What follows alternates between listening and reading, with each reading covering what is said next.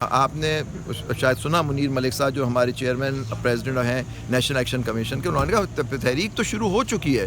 تحریک کا یہ مطلب نہیں ہوتا کہ آپ دیکھیں گے سب، وہ ہر چیز ہم اپنے ٹائم سے کریں گے. ہماری تحریک شروع ہو چکی ہے، کیسز فائل ہو چکے ہیں، ہم اس آئینی ترمیم کے خلاف ہے، ہم نے اس کو مسترد کر دیا ہے کیونکہ ہم سمجھتے ہیں یہ آزاد عدلیہ کے خلاف سازش ہے. یہ جو سیپریشن آف جو کانسیپٹ ہے ہمارے آئین کا، اس کو بالکل ختم کر دیا گیا ہے. تو یہ تحریک شروع ہو چکی ہے اور ماشاء اللہ سے اب آگے جائے گی. اب ہم جیسے اب کیسز کو ٹیک اپ کریں گے، اس کے حساب سے جو اب نیشنل الیکشن کمیٹی فیصلہ کرے گی، وہ جو کہیں گے ہم اس کے پابند ہوں گے. سر سپریم کورٹ بار کے الیکشن ہوئے ہیں، لیکن سر صدر بنا ہے دوسرے گروپ سے، باقی جو ساری سیٹیں ہیں وہ حامد خان گروپ نے جیتی ہیں. تو صدر کے لیے سر دھاندلی کی گئی ہے، صرف باقیوں کے لیے نہیں کی گئی سر؟ نہیں، ایسی بات نہیں ہے. دیکھیں صدر جو ہوئے ہیں، دیکھیں ہمارا پورا الیکشن جو تھا وہ ہم سمجھتے ہیں کہ وہ مینیجڈ الیکشن اس طرح سے تھا کہ دیکھیں سرکاری سارے ان کے فنڈ سے، اعظم نذیر تارڑ اس گروپ کے لیڈر ہیں اور احسن بھون صاحب ان کے وہ ہیں لا منسٹر. آپ کے 26ویں آئینی ترمیم میں ان کا بہت بڑا ہاتھ تھا.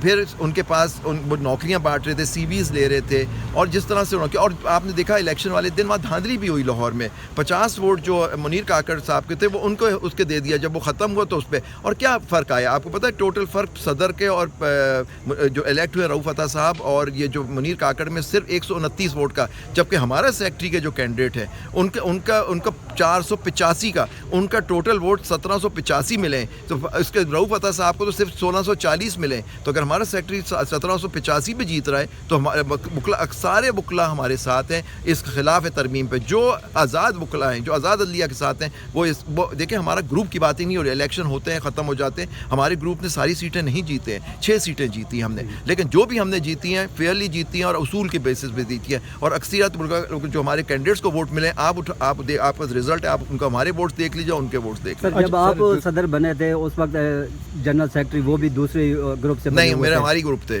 مقتدر شبیر ہمارے گروپ کے تھے. لیکن اس میں یہ کہ سر جب اب یہ اکثریت ان کی تھی، ہم لوگ 7 لوگ تھے، لیکن سیکرٹری بھی ہمارے تھے، ایڈیشنل سیکرٹری بھی ہمارے تھے، یہ سب ہم لوگ تھے. تو سر اس کا اثر پڑے گا سر جو یہ الیکشن ہے، یہ صدر دوسرا ہو، جنرل سیکرٹری دوسرا ہو؟ بالکل. دیکھیے اگر وہ آئین و قانون اور ہمارے جو رولز ہیں اس کے حساب سے چلیں گے، لیکن اگر کسی پولیٹیکل پارٹی یا اپنے لیڈران کا ایجنڈا لے کے چلیں گے تو بالکل فرق پڑے گا. کیونکہ سیکرٹری جو ہوتا ہے وہ چیف ایگزیکٹو ہوتا ہے، اس کے پاس ساری پاورز ہوتی ہیں انڈر دی رولز. لیکن پوائنٹ از دیٹ کہ دیکھیں جو بار کی ویلفیئر کیا ہوگا، ہمارا گروپ کے جو بھی کینڈیڈیٹ جیتے ہیں وہ ہمیشہ بار کے ویلفیئر کھڑے ہوں گے. لیکن ہم کبھی ہمارا کوئی کینڈیڈیٹ اس پہ سمجھوتا نہیں کرے گا کہ یہ آئینی ترمیم صحیح ہے. اچھا سر یہ بتا دیں، جو سپریم کورٹ کے جوڈیشل کمیشن کا اجلاس بلا لیا ہے چیف جسٹس نے منگل کے روز، تو جو جوڈیشل کس کا اجلاس؟ جوڈیشل کمیشن کا بلا لیا ہے جی. اچھا مجھے اور ابھی یہ خبر آئی ہے تو جو پارلیمنٹیرین ہیں وہ سپریم کورٹ میں آ کے بیٹھیں گے، کیا ان کا جو عہدہ ہوگا یہاں پہ جو بیٹھیں گے وہ سپریم کورٹ کے ایک جسٹس کے برابر ہوگا؟ نہیں، یہ کیسے ہو گیا؟ دیکھیں جوڈیشل کمیشن آف پاکستان ہے، اس کے اندر ان کو جو 26ویں آئینی ترمیم میں ان کو کافی ان کی سیٹیں انہوں نے ان کو دے دی ہیں، لیکن ان کا عہدہ تو صرف سپریم کورٹ جو آئین کہتا ہے اس کے حساب سے جو جج ہوتا ہے سپریم کورٹ کا، اس کا عہدہ اس کا ہوتا ہے. وہ جوڈیشل کمیشن میں یہ ہے. یہی تو ہمارا ایشو ہے کہ آپ نے اپنے آپ کو اکثریت دینے کی کوشش کی ہے تاکہ جو اپوائنٹ، دیکھیں آزاد عدلیہ کے لیے اپوائنٹمنٹ سب سے امپورٹنٹ ہوتا ہے کہ اس کا کس طرح سے آپ ججوں کو لگاتے ہیں. اگر آپ حکومت کے اہلکار جو بیٹھے ہوئے اور آپ نے دیکھا ابھی انہوں نے ایک بل بھی پاس کرنے کی کوشش کر رہے ہیں، بلکہ لا رہے ہیں کہ 25 کر دیں جائے تاکہ پیک کر دیں اپنے لوگوں سے، یہ ان کی وہ سمجھتے ہیں. لیکن آئی ایم شیور عدلیہ جو ہمارے جو آزاد عدلیہ کے جو جج موجود ہیں ہمارے اس خاص طور پر اس بلڈنگ میں جو آپ کے پیچھے ہے، وہ دیکھ رہے ہیں کہ کیا ہو رہا ہے. جو پارلیمنٹیرین بیٹھیں گے تو پھر کیا جج کا جو عہدہ ہوگا وہ نیچے ہو جائے گا یا نہیں ہوگا؟ دیکھیے جج کے برابر میں نہیں سمجھتا. دیکھیں عہدہ جو جج کا ہوتا ہے پارلیمنٹری، دیکھیں دونوں ہمارے آئینی ستون ہیں، پارلیمنٹ بھی آئینی ستون ہے، حکومت بھی ہوتی ہے اور عدلیہ بھی ہوتی ہے، 3 آئینی ستون ہیں ہمارے.